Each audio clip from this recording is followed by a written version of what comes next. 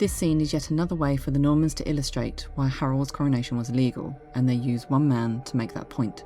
Today we are looking at a scene that divides many historians as to what actually happened in January of 1066. But first we have to point out the error. The image we see is Westminster Abbey and the funeral of Edward the Confessor. The Abbey had been a huge passion project of Edward's, but unfortunately he had been too ill to attend its consecration. Within days of the Abbey being completed, Edward was dead and was the first king to be buried there. The next scene then shows him on his deathbed after showing his funeral. How could they get the timeline so wrong? Some art historians believe this is due to the Normans wanting to show a connection between the consecration of the Abbey and his burial there. Next, in the deathbed scene, at the top, you can see that Edward seems to be reaching out. The Latin text reads, "Here King Edward in bed speaks to his faithful followers." Could this be him entrusting the protection of the crown to his wife Queen Edith and her brother Harold? You can see Edith weeping into her veil at the foot of the bed. Underneath, the text simply reads, "And here he died." Straight after this scene, we then have the most controversial moment, Harold's coronation. It is still argued to this day whether the throne was promised to Harold or if he took it for himself.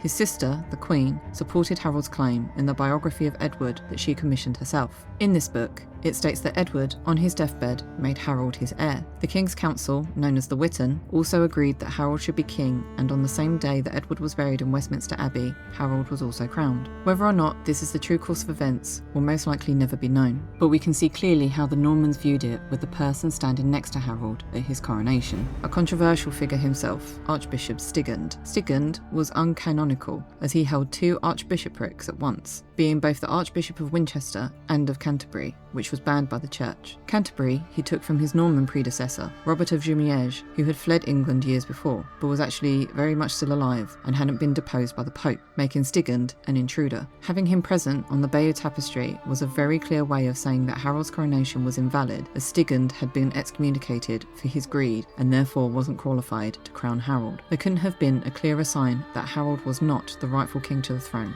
and when William found out, he would not be very happy. What the embroidery fails to mention, however, is that Edward had a young nephew, Edgar Atheling, who had the strongest claim to the throne. One theory is that Harold took the throne because Edgar was far too young and inexperienced to face the threats that were inevitable from across the sea. But Edgar is conveniently omitted from this story that is proving William's rightful claim. What do you think happened? Was Harold an opportunist and a usurper, or a leader stepping up in a crisis? Let me know in the comments below.